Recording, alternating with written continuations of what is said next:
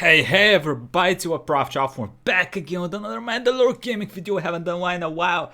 Warhammer 2, Silence and the Fury. Beastman finally got an update. All it took was like 20 years. Good job for all my 5 Beastman players. I'm curious to see what's new. Let's go, Mandalore. I haven't played this game in like 4 months, so there's probably a lot of new stuff. I'm excited. It's the final DLC for Warhammer 2, okay, God willing. Now they did add in so that's it, no more. a lot to talk about, probably more than most people expected. What the hell is that? But there's also been a patch since the last DLC video I made. It wasn't worth its own video, but it's worth pointing out the two major features here, especially because one was a major complaint of mine. The weirdly implemented forge mechanic for the sisters now has a proper interface. Oh yeah, he did Actually, complain it's the about that. exact kind of menu I wanted. The effects and values even got tweaked to make it more worthwhile as well, so good on them for properly fixing that. They also added Rakarth as a legendary lord for the Dark Elves. Rakarth? He's even voiced by Mr. 20 Goodmen. Rakarth? What does he do? Let me see. Captures a variety of hideous beasts and send them into battle vigor, expanding from the race stats. Oh, he's a monster lord. He's Very even cool. voiced by Mr. 20 Goodmen from that one fantasy show. You know, the one who was called, Ooh, Lena Headey was in Rick's it? father? You are doomed, human. The You cock simply do not destroyer? accept it yet. Merlin? Sausage cutter? Slept with a woman. Her mother was the Lady of Grain. Your mother. Oh, Wow. shit. Fuck your Let's own move mother? on to the new free stuff. Yeah, let's go, My other baby. big complaint in the last DLC video was the unit cards. Muted colors, lots of negative space, just really hard to read. They fixed that too. Art from that pack and the one before it has now been replaced. They're vibrant, convey more, and are Looks pretty cool, significantly actually. easier to read while playing the game. Look Again, like I'm very painted. happy to see this. Nice. The auto-resolve bar is now just auto-resolve. It now directly shows the battle outcome along with what units will be wiped completely. So no more surprise vanishing artillery. Okay, Now, am I the only one that thinks that auto-resolve should not be that transparent with you as the player? It feels like it's like, you know too much. I feel like it should be like giving you a lot less information about what the outcome of the battle is. Does the auto-resolve appear to have improved any? I'm not a big fan of the Well, auto-resolves. No. But it means being surprised by dumb results far less often. There are other minor new UI changes, but nothing worth talking about here. Ogre mercenaries have been added. What? 5 different units What? and available to be hired by any faction. This was a huge surprise, and That's I did have some fucking worries awesome. about it. I mean, this is a very Dude, they're asymmetrical big. game. Balanced incorrectly in mercenary forces could be a huge issue. From what I've played, that thankfully doesn't seem to be the case. The ogre camps like only appear our rarely and roar? in zones of frequent conflict. Oh. From there you can send an army into the camp to hire a tribe, but you can only choose to hire a small amount of units. Okay. From there you hire them into your army like a regiment of renown, but they are pricey. So they have a cavalry, a greatsword variant, a pistol variant like the Empire troops, a dual weapon variant and normal variant. That's pretty cool. Upkeep is kind of low. As mercenary troops, I thought it would be huge. Interesting. So you won't have stacks of them in the early game. The rare That's pretty spawns awesome. means the AI won't have them too Yeah, they're often like either, the which is good because they free perform company. absurdly well. These guys are excellent in filling the they're gaps in a roster's huge. weakness. They're Dwarfs can bigger go than trolls, from brother. having no cavalry to some of the scariest in the game. All of their units are incredibly formidable, Dwarfs with cavalry. and they're a welcome Okay, I need addition. to But I need to why play are they more here? Warhammer 2. Well, I can think of 2 good reasons to add them now. For one, it's What is that? What here. Well, I can think is that? of 2 good reasons to add them now. For one, it's a good way to experiment with the mercenary system. Mercenaries have been in Total War forever and on the Yes. tabletop forever, so it is Yep. good to test and tune the waters before letting slip the Dogs of War. Of Dogs course, I of might War. personally prefer a weird Roman LARPer faction in the Southern Realms, but that does make sense. It's also very clear that the Ogre Kingdoms are likely to be the pre-order race for Warhammer 3. You might have been there at 2's launch to What remember is it that they're right? I'm sorry I'm pausing so much, but this is very interesting for me. What is that? What is that mount? It's like a hairy dog sheep thing. Kingdoms are likely to be the pre-order race for Warhammer 3. Interesting. You might have been there at 2's launch to remember Norska, or even a year after 2's Yeah. launch. I don't trust them to merge a race in last second again, and I don't think they trust themselves either. That's Good. a lot of information you have to merge. What you're getting now is a free sample. Add in some rare Wrecking Ball units into Warhammer 2. Then announce the Kingdoms as a free race if you pre-order. Now the players think When you're not right. of those dangerous mercenary units, but a whole army of them. If that's what's happening, it's a pretty good idea. All that said, my one disappointment here is that some factions don't have the option to challenge the ogres. You can only walk away from them. The game already has points of interest at sea where you can fight for treasures. This could have been a good opportunity for Yeah, that would've testing been something awesome. like that on land. But again, this was already way more than I was expecting, so I can't complain too much. Moving on from ogres, a lot of legendary lords had their skills reworked. For Nice. example, Throg can unlock special unit banners and resurrecting trolls. Quite a few were reworked, and I can't go through all of them, Wow. but it mainly seemed to focus on leaders who had fallen behind. Okay, Guild! let's move on to the race rework. Wait, that's not Guild, that's my Wolf Volkmar. Jeez. You can tell how long it's been since I played this game. Balthazar Guild set. Master Rune Lord of Karakazul. Who's this Right, dude? the dwarf rework, Thoric including Ironbrow? Thoric Ironbrow as a free new leader. So what changed here? Wait, where does he start? Starts in the Lost Valley, southern Spinnaker of Sotek. Oh, Dwarf rework, including Thoric Ironbrow as a free new leader. So what changed here? Their tech tree got reworked here and there, Again? and this spices up their roster in some new ways. For example, allowing all of your gyrocopter and bomber units to fire while moving. Heroes and lords have had their skills significantly tweaked in some cases. An engineer can replenish ammo and skill into either being a sniper or a shotgunner. However, the biggest Shotgunner? changes come from the new grudge, rune, and forging systems.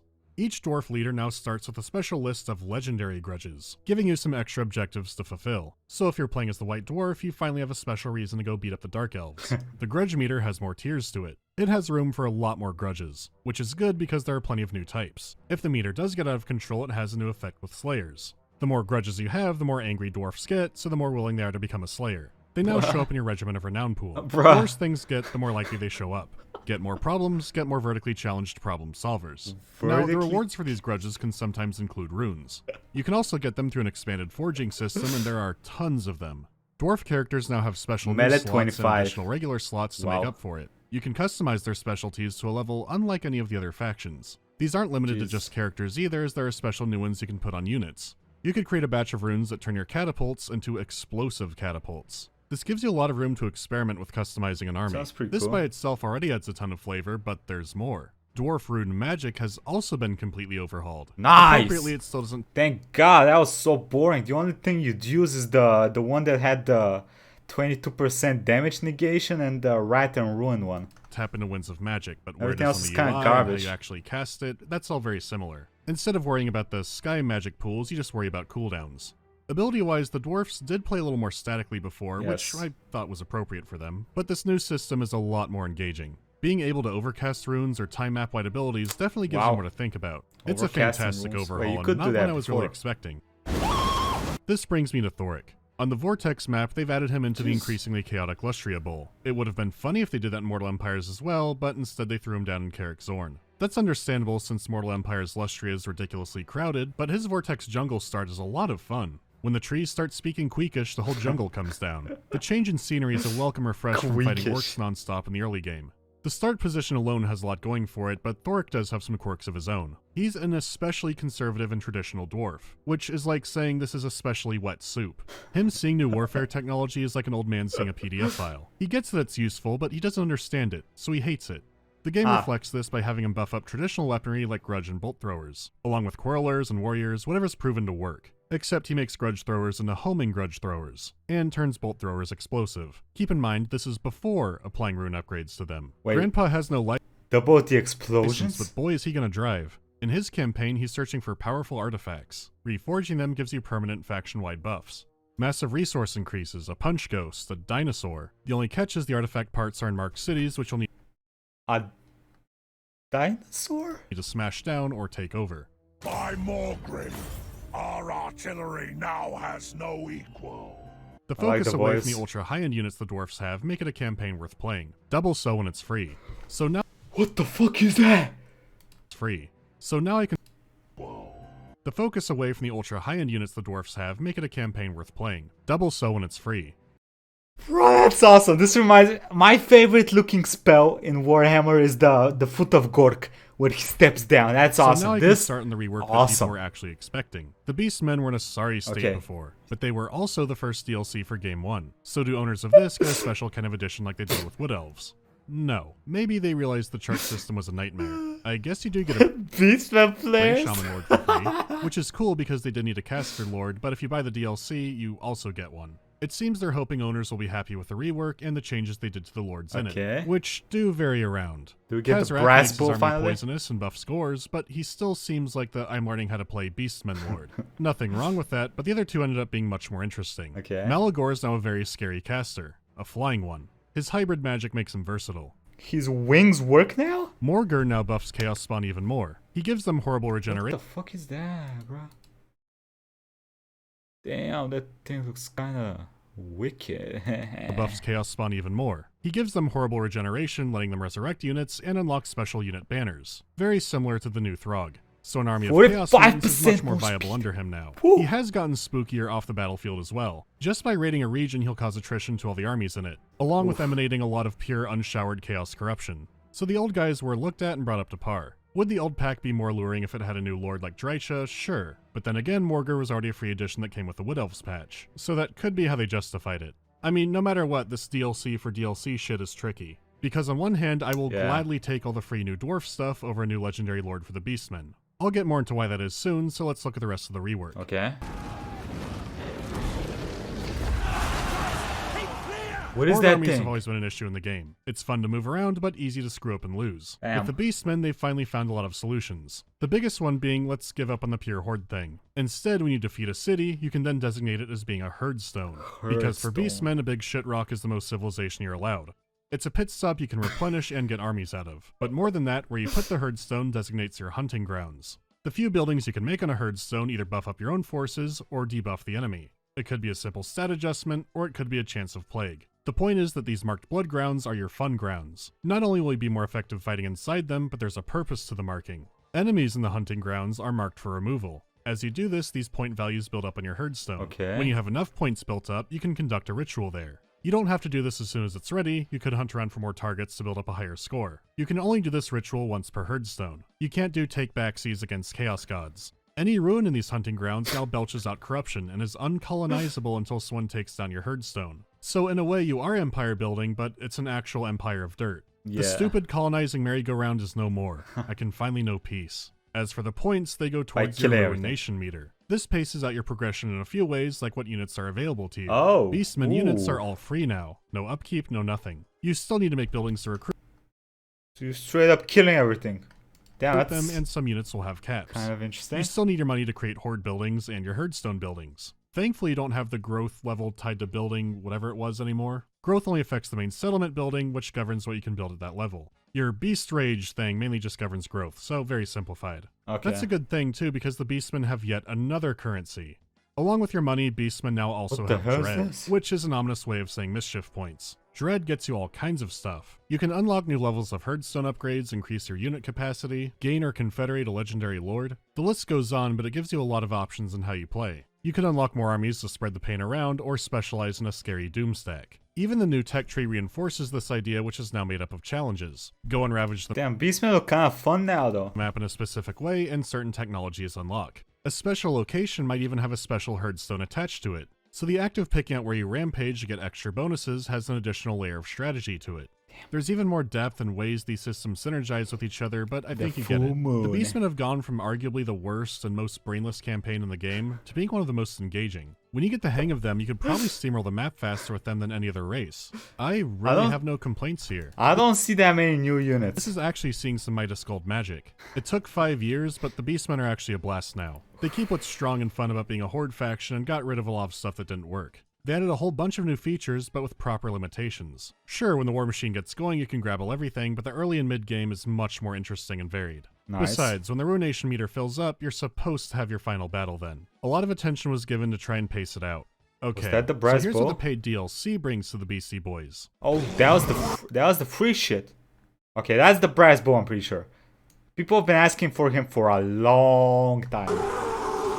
He looks The awesome. rivalry for this pack is Torix the Brass Bull versus Oxiodal the Chameleon Skink. So the lizard was in the realms of chaos for a few thousand years, waging a one-person guerrilla war campaign against them. One person, one man, one chameleon, I don't know. His motivation is he wants to kill chaos. As for Torix, he's more of a Minotaur Teddy Roosevelt. Except Torix said the world is my safari, and I will kill any animal larger than a wristwatch. He was so good at this that Korn turned his skin into brass. He continues to murder Hobo to this day. The end. Besides buffing Minotaurs and a raid stance that lets him move a lot longer, his campaign gimmick is hilariously simple. As he's trying to exterminate all life, possibly down to the tardigrades, he builds up momentum. As he builds this up, he'll go into 3 tiers of rampage. When you reach one, you choose a reward, and then eventually the whole thing resets. Like the other new mechanics, it encourages you to keep fighting to get more rewards. Nice. But when the first level is achieved, He can spend the momentum to reset his movement, and win a battle, What? which gives him more momentum.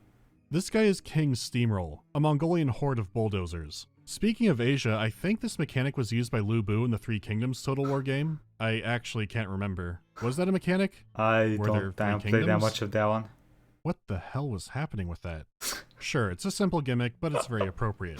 This is why I'm not too heartbroken over not getting another Beast Lord. With how in-depth and good the rework was, to add anything onto it, it would have to be kind of small I like see this you to in gel it. into it. The rework combined with the momentum mechanic is awesome. If this is your first time with the Beastmen, you'll be in for a good ride. Though if you're trying to separate Torix's part out from the free rework into the paid part, then yeah, it would be underwhelming, but the money does fund the big free thing. Overall, it's a great campaign. As for their units, they finally got 2 big centerpiece Okay, what is that monsters. thing? Having only Cygors on launch for that was strange.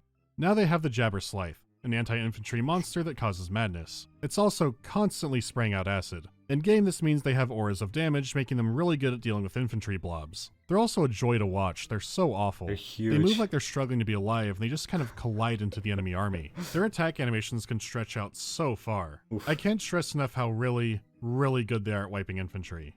The Gorgon is another wonderfully realized model. Gorgon. I think they're supposed to be anti-monster, but they're pretty good at fighting just about anything. It's so wonderfully detailed, plus cowbell, Jesus. and other accessories. The Tuskor Chariot seems like a whatever unit, but for some reason in my game they were super overperforming, especially being used as a mount like the new Wargore. Damn. Wait, that's not a Wargore. That's a Wargore? Wargore. I don't mean they charge well, I mean they're sitting still and murdering everything. I was told it's a bug, but whether it'll be fixed day 1 or not is a mystery. Finally, you can have a proper Doom Bull Lord without using a mod. The Doom Bull buffs Minotaurs, and it punches real good. Barbed knuckle boxing. Oh, The beasts knock it out of the park, and There's as for Jab. lizard men, well, I do see some issues. Oxyodal's an assassin character. He's all about buffing up his skinks, and particularly chameleon skinks, to the point Okay. where they can all become invisible sniping rogues. He has no trespassing penalties, and can learn to replenish in foreign territory. He unlocks special poison darts for his troops, and in battle, he is a lot of fun. Using his specialties lot to their poison. best require a lot of good maneuvering and flanking, because you'll lose stand-up fights not playing like an ambusher. I've got nothing bad to say here. On the campaign map, he receives special Okay. missions. If he doesn't take care of them, the enemy will get stronger, he'll take penalties, and holy shit. This is going to be Lizard XCOM. Oh, that's such a good idea. How it works is once per turn, you can instantly travel to a special mission. It might be to sack a city What? or hunt down an army. As you do this, you Teleport. unlock Silent Sanctums. These are hidden bases you can make under anyone's city, including your own.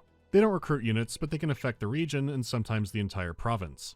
Some examples are getting vision over an area, buffing your stats, getting extra replenishment, or giving enemies a chance to be ambushed by an AI patrol. You could soften up an area for invasion or build exceptionally tall with good defensive buffs. So how do these relate to Spec Ops assignments? Well, sometimes you might need to defend them like the Wood Elf missions added recently, but beyond that, nothing really proactive.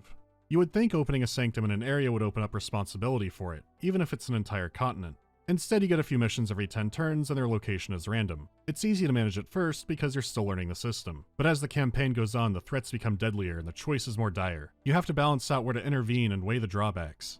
Sadly, that never happens. The assignments are hilariously easy. Oh. There's no real time pressure and it's rare that the drawbacks matter. Something as simple as losing money doesn't come up too often. 2,500? Oh no, an army 2 continents away will get +5 melee defense. Okay, how about a hard raided mission? Instead, the enemy might get... oh. How about hunt the raiders who are sitting in the ocean? This is a good idea, but made Faction way too dumb summons a easy. new If anything, it's Brightheart. usually just free stuff for you and your army. And again, these take place in random locations. Building a sanctum doesn't go, okay, now you have new missions in this area, or say you've built this many sanctums, so now more missions pop up. They seem to be completely you're poor unrelated. as hell. They help with painting the map, but they don't sync up with Lizard Operator stuff. It's bizarre because with Still someone like praise Lizard stuff. Moses, they had a hard campaign, but they didn't flesh out the mechanics to really support that. Here you have a formula for a much harder campaign, especially to contrast the Beastman one. It's the last DLC for a 4-year-old game, really 5-year-old game, and a direct prequel to a demon invasion in Warhammer 3. A difficult campaign at this stage would be welcome. What if an Oxyotl campaign made all Chaos forces aligned with each other? The drawbacks can have huge global consequences. You could actually be waging a secret war to save your unknowing neighbors. Imagine seeing the map being devoured and getting missions to choose what to save and what bonuses to get. It could be so much more engaging. Or at bare minimum, have Torix be a real rival. Endgame now, you get the final battle after completing a set number of random missions. At bare minimum, those two elements could relate to each other. If you don't beat this mission, he'll bring 3 more Gorgons, that kind of thing. Instead, That the would be brass cool. bowl frequently dies off screen about 30 turns into my campaigns. It is more fun in Mortal Empires just because you can explore around the map more. It's only a huge shame because a great idea is here. It's just too disconnected and easy, or maybe it was something more but it got neutered down for the difficulty. Uncompleted ideas feel like such a running theme So they didn't get any new units, they only got a new lore that spits poison. for the It's kind Lizardmen of cool, I DLCs, guess. and this is no different here. This one only especially sucks because it could have been It's something just- very unique. Did he no look shoot him in the for the game. face? Instead, it feels like getting two unrelated features that aren't fully tuned out. Sanctums could be a cool limited thing tied to the missions, but instead they're everywhere. It is disappointing, and as far as rework stuff goes, there's not much to say. The tech tree was buffed a bit, Source removed into T2, and the geomantic web remains pretty dry. Once again, though, their new units are pretty good. Oh, You new have Chameleon units. Stalkers, which are decent melee fighters, but fire off a few shots before going into combat. They go a long way in making little lizard armies more viable, though outside of Oxyotl, they can't really stand up to the Saurus Tide of Death. Troglodyons are the new cool dinosaur. They can hold Wait, do you have eyes? Where are your eyes? Where are your eyes, brother? death. Troglodyons are the new cool dinosaur. They can hold their own in a stand-up fight, but their real strength comes from their ranged attack. The feral variant is cool, but I suspect most people will see it Oh, with it the new spits Stink Oracle poison. hero, since he can never get off of it. Having a ranged, fast-moving monster caster is really something. It's cool. definitely their best new unit this pack, which means it might get salamandered by the multiplayer cabal. God help us if your precious elves aren't perfect. Finally, you have the Coatl, which is a flying support casting monster. It gives units below its stock as well, so it's a weird one. It I gives don't them harp too much on stock. liberties taken from the tabletop model, Huh. but this one is weird. It doesn't evoke the image of a flying snake, especially with a big beak on it. I have to wonder if they made some kind of Cathay Yeah. model and then based this off of it. It also can't land, giving it these cool flying attack animations, but also a lot of jank. It looks bad when big monsters get stuck, but none look quite so bad as the Coatl. I'm not sure this is really a fixable bug, just more of a deeper warscape issue. But whatever's happening, it's bad. It looks cool though. So as far as the DLC pack balance goes, not a whole ton of surprises. Blizzard's got cool new units, what feels like an unfinished campaign idea, and the Beastmen are running wild with victory. If you never played Beastmen, this is an easy recommend. I have never played If you like them Beastmen. and want the other lords, get Call of the Beastmen on a sale. It's still not worth On the a 20 sale. bucks unless you want to go back to Warhammer 1 and play their mini campaign, I guess. If you're getting lizards, it's for the new lord and the units. The campaign feels like it needs work. Stability-wise, there are definitely some noticeable bugs and some crashes. Your mileage may vary.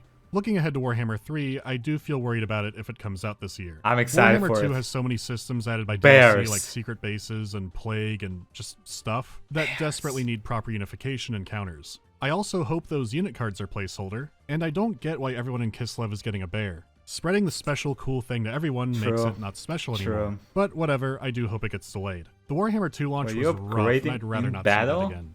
Thanks for What the watching. fuck's Come back happening next there? time for something, I guess. Something.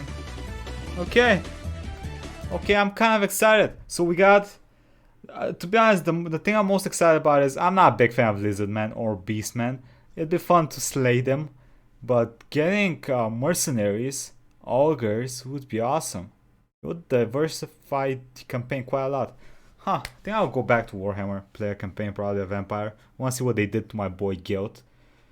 Or my emperor. Anyway, for all you that have played this DLC, let me know what y'all think in the comments, okay? And I'll catch y'all next time. Quick thank you to the YouTube members and Patreons. Thank y'all for the support. If you want to see more MandaloreGaming reactions, check out the playlist here. And have a nice day, everybody. Bye-bye.